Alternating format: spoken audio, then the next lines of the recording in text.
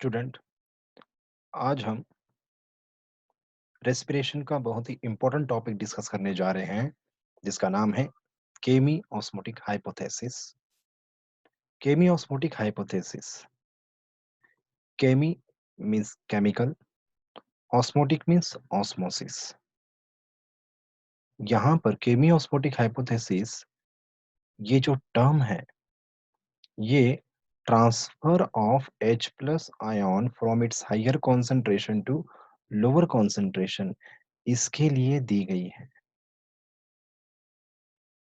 केमी osmotic hypothesis, ये केमी ऑस्मोटिक हाइपोथेसिस को डिस्कवर किया है पीटर मिशेल इन्होंने, और इस केमी ऑस्मोटिक हाइपोथेसिस के लिए उन्हें नोबेल प्राइज से सम्मानित किया गया है। क्यों? ऐसा क्या है केमी ऑस्मोटिक हाइपोथेसिस में? Chemiosmotic hypothesis it explain the synthesis of ATP, the synthesis of ATP from ADP and IP। Chemiosmotic hypothesis के जरिए पीटर मिशेल ने एटीपी सिंथेसिस की जो प्रोसेस होती है उसे बताया है, और इस प्रोसेस को ही हम कपलिंग प्रोसेस भी कहते हैं। कपलिंग प्रोसेस क्या है, एटीपी सिंथेसिस के डिफरेंट डिफरेंट प्रोसेस क्या है, उसे डिस्कस करना आज हमारा मकसद है। तो see here, ATP is the energy currency of the cell. Any type of cell in any metabolic process, ATP is used as the energy currency। किसी भी प्रकार के मेटाबॉलिक रिएक्शन में एटीपी जो है उसका इस्तेमाल किया जाता है। ओके, तो एटीपी सिंथेसिस जो होती है वो किस प्रकार से किए जाते हैं? There are three important processes by means of which ATP synthesis can be takes place. These are photophosphorylation, oxidative phosphorylation, and substrate level phosphorylation। Photophosphorylation in the presence of sunlight or light, synthesis of ATP is carried out। Oxidative phosphorylation में क्या होता है? Easily oxidizable substance से energy produce की जाती है, उसे हम ऑक्सीडेटिव फॉस्फोरिलेशन कहते हैं। जैसे कि synthesis of ATP from NADH and FADH2 is called oxidative phosphorylation। इसकी डिटेल स्टडी हमें करनी है। Substrate level phosphorylation, the energy, that is the ATP, their synthesis is taking place from the phosphorylated substances। इसका मतलब क्या है? जिस biomolecules में, जिस सब्सटेंस में फॉस्फेट है, जिस ऑर्गेनिक सब्सटेंस में फॉस्फेट है, उस फॉस्फेट को एडीपी को देकर एनर्जी जो बनती है उसे हम सबस्ट्रेट लेवल फॉस्फोरिलेशन कहते हैं। तो इन तीनों प्रोसेस के बारे में हमें डिस्कस करना है। तो फोटोफॉस्फोरिलेशन जो है वो थैलाकॉइडल मेम्ब्रेन के अलोंग में रहने वाले जो इलेक्ट्रॉन कैरियर्स हैं और फोटो सिस्टम है, इनके द्वारा की जाती है। इसे हम आगे डिस्कस करेंगे इन डिटेल। ऑक्सीडेटिव फोटोफॉस्फोरिलेशन, इस प्रोसेस को माइटोकॉन्ड्रिया के इनर माइटोकॉन्ड्रियल मेम्ब्रेन में रहने वाले डिफरेंट डिफरेंट इलेक्ट्रॉन कैरियर्स और एटीपी सिंथेस एंजाइम के द्वारा एटीपी सिंथेसिस किया जाता है। इसे भी इन डिटेल स्टडी करेंगे। उससे पहले सबस्ट्रेट लेवल फॉस्फोरिलेशन क्या होता है उसे जानिए। यह एक phosphorylated organic substance 1,3-bis phosphoglycerate, ये जो है ये ग्लाइकोलाइसिस का एक इंटरमीडिएट है। इसमें जो फॉस्फेट है, this phosphate of 1,3-bis phosphoglycerate it is given to ADP. ये एडीपी को दे देता है और एडीपी का कन्वर्जन एटीपी में होता है। Means energy is conserve by the transfer of phosphorylate by the transfer of phosphate from phosphorylated substance is called substrate level phosphorylation. तो इस सबस्ट्रेट का फॉस्फेट एडीपी को ट्रांसफर किया गया, इसे ही सबस्ट्रेट लेवल फॉस्फोरिलेशन कहते हैं।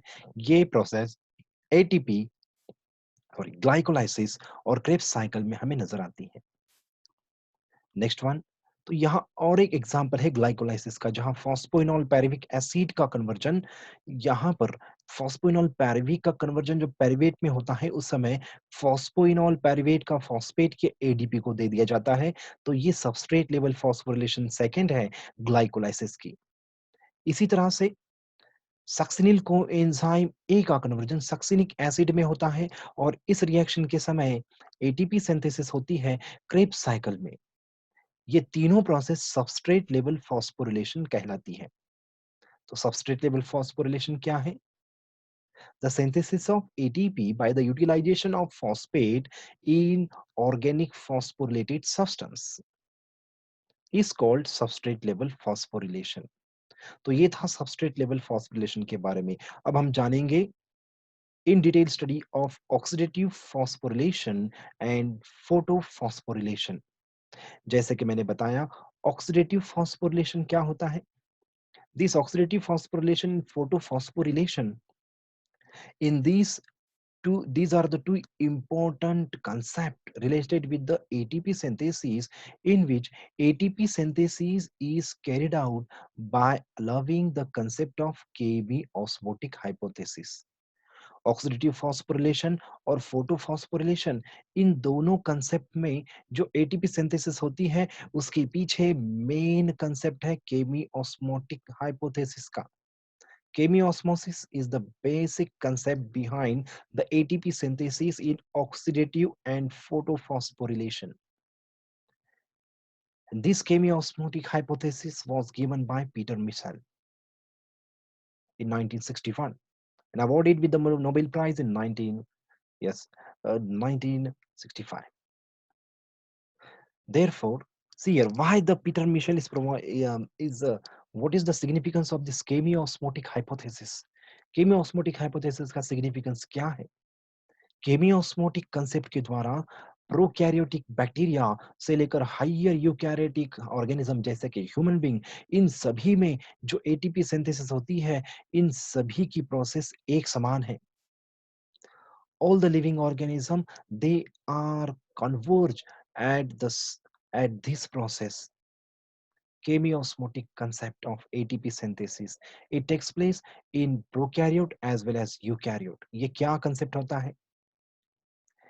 Chemiosmotic hypothesis, it is the concept in which the gradient, electrochemical potential gradient, it results in ATP synthesis is called chemiosmotic hypothesis। क्या कहा हमने? Electrochemical potential gradient is developed inside the cell and it creates the ATP synthesis। Electrochemical potential gradient ये maintain होती है, ये develop होती है along biological membrane और एटीपी सिंथेसिस इसी की वजह से होता है। तो इलेक्ट्रोकेमिकल, दो डिफरेंट वर्ड है, electrical potential and chemical potential. ये दो वर्ड आपको याद रखना है। Electrical potential means the transfer of electron, the flow of electron creates electric potential along the biological membrane।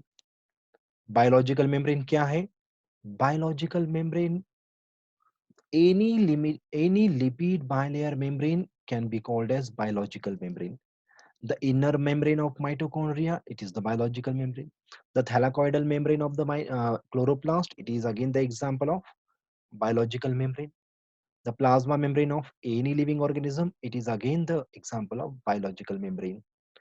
The plasma membrane of bacteria, means all these membranes are the biological membrane, and along this biological membrane, electrical and chemical potential develop, and it results in synthesis of ATP. It is called chemiosmotic hypothesis, and it was given by Peter Michel.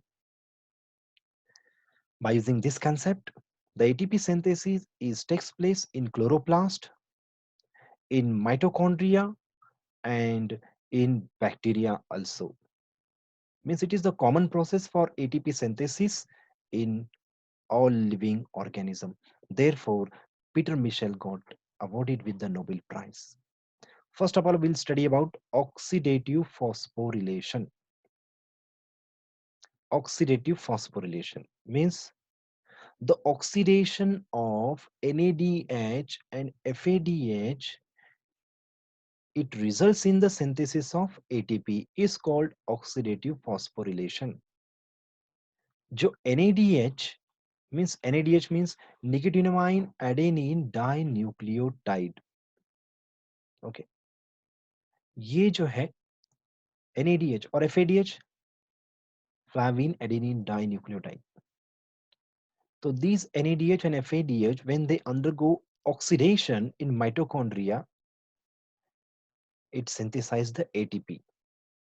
It is called oxidative phosphorylation. Simple word में, जब NADH2 और FADH2 का oxidation होता है तब ATP synthesis होती है mitochondria में, इसी को हम कहते हैं ऑक्सीडेटिव फॉस्फोरिलेशन। तो ये कैसे होता है? तो देखिए यहाँ आपके पास यहाँ स्लाइड पर आपको नजर आ रहा है, this one is the outer mitochondrial membrane, inner mitochondrial membrane. Along the inner mitochondrial membrane, different types of electron carriers and ATP synthesizing enzymes is present. Okay, then this oxidative phosphorylation is takes place along this inner mitochondrial membrane. Oxidative phosphorylation जो होता है वो इस inner mitochondrial membrane पर ही होता है, क्योंकि oxidative phosphorylation करने के लिए जो इलेक्ट्रॉन कैरियर्स है वो सारे इनर माइटोकॉन्ड्रियल मेम्ब्रेन पर प्रेजेंट होते हैं, इसीलिए तो इसे हमें डिस्कस करना है। Next one, these oxidative phosphorylation, it is the oxidation of NADH and FADH that results in synthesis of ATP is called oxidative phosphorylation, and it takes place along the inner lining of mitochondrial membrane. तो यहाँ आपको नजर आ रहा है this one is, ये है outer mitochondrial membrane, ये है इनर माइटोकॉन्ड्रियल मेम्ब्रेन। जैसे मैंने आपको बताया यहाँ इनर माइटोकॉन्ड्रियल मेम्ब्रेन में डिफरेंट डिफरेंट इलेक्ट्रॉन कैरियर्स हैं और एटीपी सिंथेसिस करने वाला एंजाइम एटीपी सिंथेज है। और ये वाला जो ग्रीन रीजन है दिस इज द मैट्रिक्स, ये कंप्लीट, ये जो नीचे वाला रीजन है ये वाला कंप्लीट मैट्रिक्स कहलाएगा। This one is the matrix area, this one is the perimitochondrial space, then outer mitochondrial membrane. Then oxidative phosphorylation, it completes in three important steps. The first step is flow of electron, second step is transport of proton, and third one is synthesis of ATP. Chemiosmosis, chemiosmotic hypothesis जो है वो तीन step में complete होता है। पहला step होता है फ्लो ऑफ इलेक्ट्रॉन, दूसरा स्टेप होता है ट्रांसपोर्ट ऑफ प्रोटॉन, तीसरा स्टेप होता है सिंथेसिस ऑफ एटीपी। तो फ्लो ऑफ इलेक्ट्रॉन के लिए सबस्ट्रेट चाहिए, easily oxidizable substrate. When undergo oxidation they produce electron. See, NADH और FADH2 का जब ऑक्सीडेशन होता है मैट्रिक्स में तब इनसे प्रोड्यूस होते हैं इलेक्ट्रॉन, इसे कहेंगे oxidation. NADH and FADH2 are the easily oxidizable substances. NADH, it is oxidized by NADH dehydrogenase enzyme. NADH dehydrogenase enzyme ये NADH का ऑक्सीडेशन करता है और इलेक्ट्रॉन रिलीज करता है। द सेकेंड स्टेप होता है proton transfer, okay, transport of H plus ion, that is proton transport. तो देखिए यहाँ एक बहुत ही इंपॉर्टेंट कंसेप्ट के बारे में हम जानने जा रहे हैं जिसे कहते हैं कपलिंग प्रोसेस। इसके बारे में कई बार सवाल पूछे गए, कपलिंग प्रोसेस क्या होती है? After oxidation of NADH the electron is flowing along the different electron carrier. तो देखिए electron carrier first third fourth, इसके अलोंग ये इलेक्ट्रॉन जो होता है वो पास होता चला जाता है और लास्ट में किसी एक सबस्ट्रेट को वो मिलता है। तो this the transfer of electron it creates electrical potential, okay. और जब ये इलेक्ट्रॉन ट्रांसफर होता है उसी समय उसी वक्त ट्रांसफर ऑफ प्रोटॉन भी होता है। कहां से कहां होता है? From matrix into the perimitochondrial membrane, perichondrial space. Matrix से H प्लस आयन जैसे इलेक्ट्रॉन ट्रांसफर होता है उसी के साथ ही H प्लस आयन का भी ट्रांसफर होता है। कहां से कहां? मैट्रिक्स से लेकर पेरीमाइटोकॉन्ड्रियल स्पेस में। तो यहाँ पर इलेक्ट्रिक पोटेंशियल क्रिएट होती है इलेक्ट्रॉन ट्रांसफर से, और केमिकल पोटेंशियल क्रिएट होती है H प्लस आयन के ट्रांसफर से। देखिए ये वर्ड बहुत इंपॉर्टेंट है। Electric potential is maintained by the transfer of electron and chemical potential develop due to the transfer of H plus ion. तो देखिए यहाँ पर H प्लस आयन का कॉन्सेंट्रेशन थोड़ा ज्यादा हो चुका है। कहाँ? पेरी माइटोकॉन्ड्रियल स्पेस में H प्लस आयन का कॉन्सेंट्रेशन इंक्रीज हो गया है। तो ये जो प्रोसेस है, flow of electron and transport of proton, ये एक साथ होते हैं। The transfer of electron is takes place in downhill manner. Downhill manner यानी क्या होता है? From low, yes, from low electron affinity electron transporter up to the high affinity of electron carrier. यानी यहाँ पर हाई नेगेटिव इलेक्ट्रोड पोटेंशियल है, तो यहां से ये जाता है लो इलेक्ट्रिक पोटेंशियल की ओर, यानी डाउन हिल इलेक्ट्रॉन ट्रांसफर होता है। And due to the transfer of this electron, it creates, ये क्या क्रिएट करता है? Electric potential along the biological membrane. इस बायोलॉजिकल मेम्ब्रेन में ये इलेक्ट्रिक पोटेंशियल करता है, और उसी के साथ transfer of H plus ion भी होता है। तो इसे कहते हैं coupling process. Coupling process means the development of electric and chemical potential at one time, it is called coupling process. इसे हम और एक तरह से इसे एक्सप्लेन कर सकते हैं, इसे डिफाइन कर सकते हैं। The flow of electron, it causes the transfer of H plus ion at the same time, and this transfer of electron and this flow of electron and transport of proton is called coupling process. ये दोनों एक साथ होती है, couple से होती है, इसीलिए इसे हम कहते हैं coupling process. So electron transfer is always takes place in unidirectional way, and it is downhill process. Downhill process है, हाई इलेक्ट्रोड पोटेंशियल से लो इलेक्ट्रिकल पोटेंशियल की ओर इलेक्ट्रॉन का ट्रांसफर होता है, इसलिए ये डाउनहिल है। H plus ion concentration, H plus transport, it is the uphill process. Okay. तो देखिए electrical potential results in transfer of H plus ion is called coupling process, इसे कपलिंग प्रोसेस कहेंगे। ओके, तो नेक्स्ट वन, अब जैसे जैसे ये electron आगे जाता है, वैसे वैसे H प्लस आयन ये मैट्रिक्स से लेकर पेरी माइटोकॉन्ड्रियल स्पेस में जमा होते जाते हैं।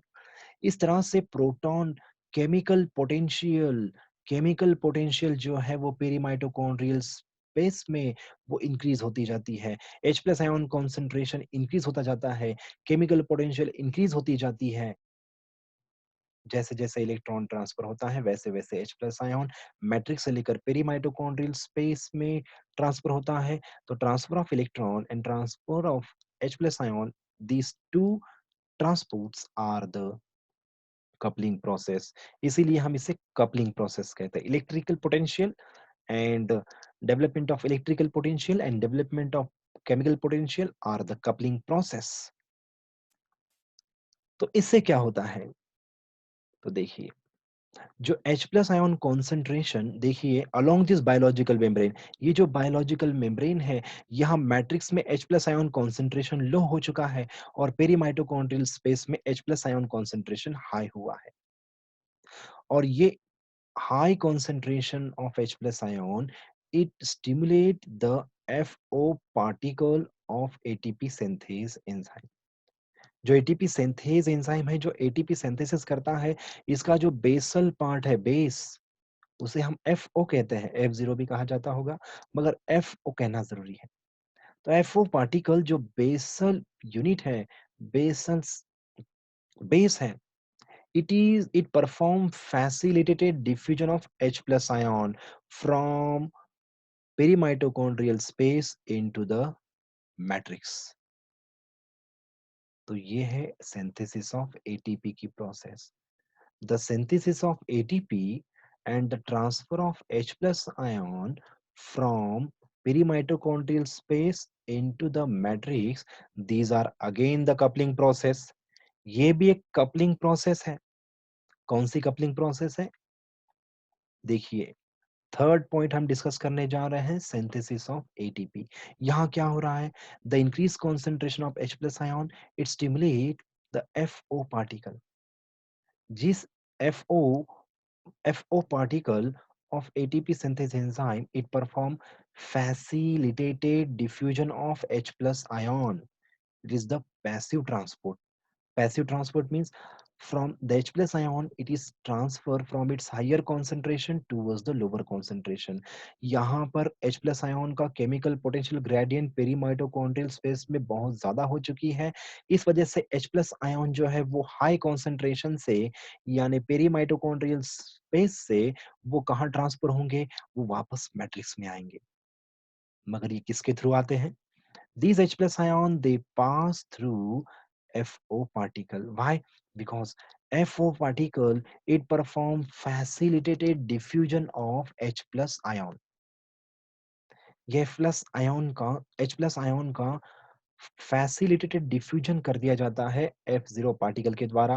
तो देखिए आपको नजर आ रहा होगा जब 3H प्लस आयन ये पेरीमाइटोकॉन्ड्रियल स्पेस से मैट्रिक्स में आते हैं उस वक्त F1 पार्टिकल में जो बीटा सब यूनिट है ये एडीपी का कन्वर्जन एटीपी में करता है यानी एटीपी सिंथेसिस होती है यानी केमी ऑस्मोटिक हाइपोथेसिस इसमें इलेक्ट्रोकेमिकल पोटेंशियल ग्रेडियंट की वजह से एटीपी सिंथेसिस हो रही है इलेक्ट्रिकल पोटेंशियल से केमिकल पोटेंशियल इंक्रीज हो रहा है केमिकल पोटेंशियल के इंक्रीज होने से H प्लस आयन का ट्रांसपोर्ट पेरीमाइटोकॉन्ड्रियल स्पेस से मैट्रिक्स में हो रहा है और इसी की वजह से एटीपी सिंथेसिस हो रही है यानी electrochemical potential gradient results in ATP synthesis is called chemiosmotic hypothesis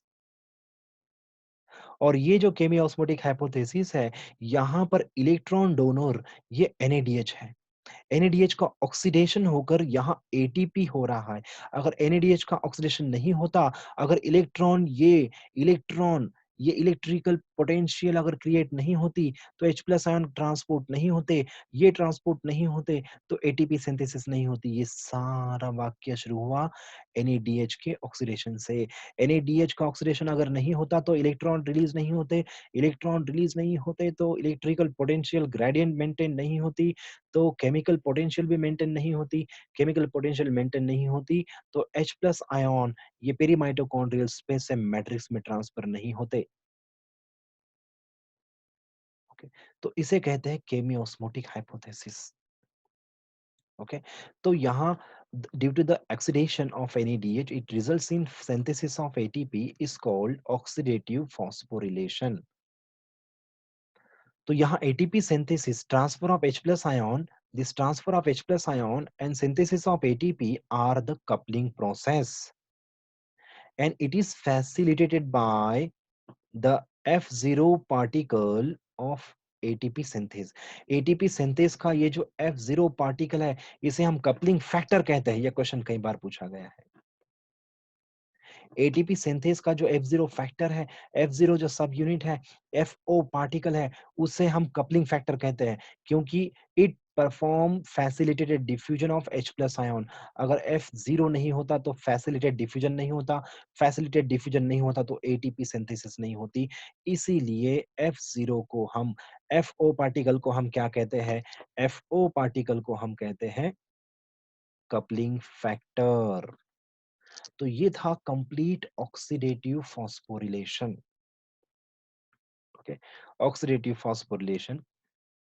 the ATP synthesis in which the transfer of electron from easily oxidizable substance creates electrochemical potential gradient and that develop this development of electrochemical potential gradient results in ATP synthesis it is the oxidative phosphorylation जैसे कि हमने आपको बताया कि ये जो electron जो आया है, ये जो इलेक्ट्रॉन ट्रांसफर हुआ है, ये इलेक्ट्रॉन लास्ट में एक सब्सटेंस को मिलता है और ये सब्सटेंस को वो इलेक्ट्रॉन ऑक्सीडाइज करता है। यानी लास्ट में यहाँ ऑक्सीडेशन हो रहा है, ओके? तो ये ऑक्सीजन होता है, यहाँ पर ऑक्सीजन होता है, इसीलिए ये ऑक्सीडेशन होता है, नो प्रॉब्लम। तो देखो यहाँ ऑक्सीडेशन की वजह से एटीपी सिंथेसिस हो रहा है, ये आपको याद रखना है। तो इसे हम कहेंगे oxidative phosphorylation. Next one topic is photo phosphorylation. तो photo means light, phosphorylation means ATP synthesis in the presence of light is called photophosphorylation। और ये जो photophosphorylation है ऑक्सीडेटिव फॉस्फोरिलेशन की तरह ये भी केमियोस्मोटिक हाइपोथेसिस को एक्सप्लेन करता है और इसमें भी 3 स्टेप के द्वारा एटीपी सिंथेसिस किए जाते हैं जैसे flow of electron, transport of H plus ion and ATP synthesis. मगर फोटोफॉस्फोरिलेशन में एक बहुत ही इंपॉर्टेंट चीज है। This photophosphorylation is takes place in thylakoid, and inside the thylakoid, H plus ion concentration must have to be increased for ATP synthesis. Thylakoid के lumen में thylakoid में H plus ion concentration increase होना बहुत जरूरी है ATP synthesis के लिए। तो इस H प्लस आयन कॉन्सेंट्रेशन को इंक्रीज करने के लिए 3 इंपॉर्टेंट स्टेप्स होते हैं, 3 इंपॉर्टेंट प्रोसेस होते हैं। तो वो कौन से हैं? Photolysis of water, it it develops chemical potential gradient. Electron transfer, it develops electrical potential. Reduction of NADP, it reduces H plus ion concentration in stroma of chloroplast। तो देखिए बच्चों आपके सामने यहाँ पर नजर आ रहा है ये थैलाकॉइड है। थैलाकॉइड के ये बाहर का जो रीजन है ये कंप्लीट ये स्ट्रोमा रीजन है, ये थैलाकॉइडल ल्यूमेन है। फोटोफॉस्फोरिलेशन जैसे कि मैंने आपको बताया यहाँ पर भी केमी ऑस्मोटिक हाइपोथेसिस के 3 इंपॉर्टेंट स्टेप्स यहाँ पर भी जरूरी है जैसे कि flow of electron, transport of H plus ion and synthesis of ATP. तो ये कैसे होता है देखिए, इसके लिए जरूरी है ल्यूमेन में थैलाकॉइड ल्यूमेन में H प्लस कॉन्सेंट्रेशन हाई करना है, यानी potential gradient sorry chemical potential यानी H प्लस आयन कॉन्सेंट्रेशन इस ल्यूमेन में इंक्रीज करना है। तो ये इंक्रीज कर दिया जाता है 3 डिफरेंट प्रोसेस से। पहली प्रोसेस देखिए फोटोलिसिस ऑफ वाटर, दूसरी प्रोसेस है इलेक्ट्रॉन ट्रांसफर, तीसरी प्रोसेस है reduction of NADP into NADPH। इन तीनों को हम इन डिटेल स्टडी करते हैं। देखिए द फर्स्ट स्टेप जो photolysis of water it is the oxidation of water into H plus half O2 and release the electron. इसे कहते हैं फोटोलाइसिस ऑफ वाटर। ये होता है PS सेकेंड में। ये जो इलेक्ट्रॉन रिलीज हुए हैं, ये इलेक्ट्रॉन जो रिलीज हुए see here photolysis of water से यहाँ देखिए आपके पास नजर आ रहा है आपको यहाँ 2H प्लस आयन ये ल्यूमेन में प्रोड्यूस हो रहे हैं, यानी H plus ion concentration lumen में बढ़ रहा है, यानी potential chemical potential increase inside the lumen. अब और H प्लस आयन कॉन्सेंट्रेशन किसके द्वारा इंक्रीज किया जाता है? इलेक्ट्रॉन ट्रांसफर के द्वारा। सी फोटोलिसिस ऑफ वाटर से जो इलेक्ट्रॉन रिलीज हुआ है, ये इलेक्ट्रॉन जो है वो डिफरेंट डिफरेंट इलेक्ट्रॉन कैरियर से आगे जाता है और जब ये इलेक्ट्रॉन ट्रांसफर होता है वो डेवलप करता है इलेक्ट्रिकल पोटेंशियल और इस इलेक्ट्रिकल पोटेंशियल की वजह से ट्रांसफर होता है H plus ion from stroma into the lumen of thylakoid. यानी जब इलेक्ट्रॉन ये PS सेकेंड से आगे इलेक्ट्रॉन कैरियर की ओर बढ़ता जाता है, वैसे वैसे H प्लस आयन ये स्ट्रोमा से ल्यूमेन में आते जाते हैं। तो व्हाट इज दिस? इस तरह से H प्लस आयन कॉन्सेंट्रेशन फिर से बढ़ गया है। ल्यूमेन में H प्लस आयन कॉन्सेंट्रेशन यानी केमिकल पोटेंशियल इंक्रीज हुआ है, electrical potential develop along the membrane and chemical potential develop inside the lumen of thylakoid. और लास्ट में इस स्ट्रोमा में H प्लस आयन का जो कॉन्सेंट्रेशन है, H प्लस आयन का कॉन्सेंट्रेशन ये डिक्रीज किया जाता है किसके द्वारा? NADP को NADPH में रिड्यूस कर दिया जाता है। ये कैसे रिड्यूस होता है? ये इलेक्ट्रॉन ये PS फर्स्ट के द्वारा NADP को मिलता है और इसी वजह से NADP का रिडक्शन NADPH में हो जाता है। यानी ये जो H प्लस आयन है, ये कहाँ से लिए है? ये स्ट्रोमा से लिए है। यानी स्ट्रोमा में H प्लस आयन का कॉन्सेंट्रेशन फिर से डिक्रीज हो गया है। और कहाँ बढ़ गया है? ल्यूमेन में। इस तरह से H प्लस आयन की chemical gradient, the electrical potential develops along the thylakoidal membrane, then chemical potential is developed inside the lumen. यानी इस तरह से H plus ion concentration lumen में बढ़ गया है, डेवलप हुआ है। और ये किसे और ये किसे स्टिमुलेट करता है? ये स्टिमुलेट करता है कपलिंग फैक्टर को। देखो, इलेक्ट्रॉन ट्रांसफर और फ्लो ऑफ इलेक्ट्रॉन और H प्लस आयन ट्रांसफर, ये कपलिंग प्रोसेस। दूसरी कपलिंग प्रोसेस क्या है? The transfer of H plus ion from lumen into the stroma and synthesis of ATP. ये सेकंड कपलिंग प्रोसेस हम discuss करने जा रहे हैं। यानी थर्ड स्टेप में होता है जो H प्लस आयन है, ल्यूमेन में जो high H plus ion concentration develop हुआ है, वो क्लोरोप्लास्ट के थाइलाकोइडल मेम्ब्रेन में रहने वाले एटीपी सिंथेज का जो बेस है, CFO, C for chloroplast, FO for the sub unit of ATP synthase enzyme. FO particle, it perform facilitated diffusion of H plus ion from lumen into the stroma, and it results in the synthesis of ATP। और इसी का result होता है ATP synthesis। यानी transfer of H plus ion results in ATP synthesis, it is again the coupling process। तो ये भी एक कपलिंग प्रोसेस है। तो इस तरह से फोटोफॉस्फोरिलेशन कंप्लीट होता है।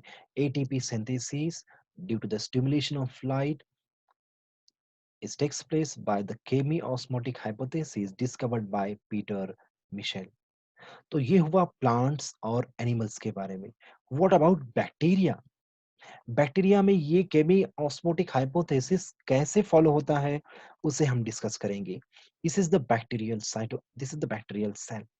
Red circle indicates it is the plasma membrane, then this blue lining indicate the cell wall, और इन दोनों के बीच में जो है, इट इज पेरीसाइटोप्लाज्मिक स्पेस। तो बैक्टीरिया की जो ये जो सीयर, in case of autotrophic bacteria, in case of chemotrophic bacteria, इनकी जो प्लाज्मा मेम्ब्रेन होती है, their plasma membrane contain different different electron carriers. For example the halophiles, the Helicobacter bacteria, the sulphur degrading bacteria, different different autotropic chemotropic bacteria, their their plasma membrane contain photosensitive protein, a photosensitive receptor जो light को receive करता है और excite होता है, जैसे कि बैक्टीरियोरोडोप्सिन। यहाँ देखिए, यह है प्लाज्मा मेम्ब्रेन। इस प्लाज्मा मेम्ब्रेन में यहाँ आपको नजर आ रहा है डिफरेंट डिफरेंट इलेक्ट्रॉन कैरियर्स, और ये एटीपी सिंथेज एंजाइम। ये है cell wall, this one is cell wall, और ये वाला स्पेस कहलाएगा पेरीसाइटोप्लाज्मिक स्पेस। जैसे कि मैंने आपको बताया, जो केमी ऑटोट्रोपिक बैक्टीरिया है, फोटो ऑटोट्रोपिक बैक्टीरिया है, इनकी जो जो प्लाज्मा मेम्ब्रेन है, लिपिड बाइलेयर मेम्ब्रेन है, उस मेम्ब्रेन पर फोटोसेंसिटिव फोटो रिसेप्टर्स होते हैं, उसे हम बैक्टीरियोरोडोप्सिन कहेंगे। फॉर एग्जांपल हेलिकोबैक्टर इस बैक्टीरिया में bacteriorhodopsin acts as a photo receptor. It receives the sunlight, और जब ये सनलाइट को रिसीव करता है, उस समय this photo receptor get excite, and it after excitation it extrude the electron. ये इलेक्ट्रॉन एक्सट्रूड करता है। यानी इलेक्ट्रॉन जब ट्रांसफर हो रहा है, उसी समय साइटोप्लाज्म से पेरीसाइटोप्लाज्मिक स्पेस में H प्लस आयन का भी ट्रांसफर हो रहा है। यानी transfer of electron, then proton transfer and ATP synthesis, ये तीन जो कंसेप्ट है, ये जो तीन जो स्टेप्स है केमियोस्मोटिक हाइपोथेसिस में, वो बैक्टीरिया में भी पाए जाते हैं। तो देखिए, after photo excitation bacteriorhodopsin get excited and it extrude the electron, and this electron is carried via different different electron carrier. ये electron different different electron carrier से होकर गुजरता है, और ये डेवलप करता है electrical potential. The flow of electron creates electrical potential along the plasma membrane, and simultaneously at the same time the flow of H plus ion creates the chemical gradient, chemical potential in pericytoplasmic space. और ये H plus ion का concentration जो increase हुआ है वो chemical gradient chemical potential increase करता है। इसकी वजह से क्या होता है? इसकी वजह से होता है F0 पार्टिकल, FO पार्टिकल जो है एटीपी सिंथेज का, जिसे हम कपलिंग फैक्टर कहते हैं, ये एक्टिवेट होता है। It allows the facilitated diffusion of H plus ion from pericytoplasmic space into the cytoplasm. और इसी के H प्लस आयन के ट्रांसफर की वजह से कपलिंग प्रोसेस है, एटीपी सिंथेसिस होती है। Means transfer of H plus ion into the cytoplasm, it at the same time simultaneously the ATP synthesis is carried out. Means transfer of H plus ion and ATP synthesis, again it is the coupling process in bacteria. In this way, eukaryotes as well as prokaryotes in all living organism, chemiosmotic hypothesis is followed. तो बच्चों ये था बहुत ही important concept केमियोस्मोटिक hypothesis, जिसे हमने 3 different example लेकर discuss किया। Oxidative phosphorylation in mitochondria, then photophosphorylation in plants, eukaryotes, then gram-negative bacteria, the chemiautotropic bacteria, the halophiles bacteria। तो इस तरह से प्रोकैरियोट और यूकैरियोट सभी लिविंग ऑर्गेनिज्म में केमियोस्मोटिक हाइपोथेसिस एटीपी सिंथेसिस के लिए इस्तेमाल किया जाता है। और ये एक यूनिक प्रोसेस है, ये फंडामेंटल प्रोसेस है एटीपी सिंथेसिस की, इसीलिए पीटर मिशेल इन्हें नोबेल प्राइज से सम्मानित किया गया। तो बच्चों, hope you understand this point chemiosmotic hypothesis. अगर आपको ये समझ में आया है तो हमारे चैनल को सब्सक्राइब कीजिए और different different chemical different different जो प्रोसेस है जो आपको समझना है उसे कमेंट में लिखिए। Thank you very much. या फिर जिसे जिसे ऑनलाइन लेक्चर या फिर ये हमारा जो चैनल है उसे सब्सक्राइब करने के बाद सभी जो लेक्चर है आप देख सकते हो। या फिर हमारा यहाँ जो नीचे दिया गया जो व्हाट्सएप नंबर है उसे आपने नोट किया होगा, नहीं किया होगा तो कर लीजिए। Thank you very much.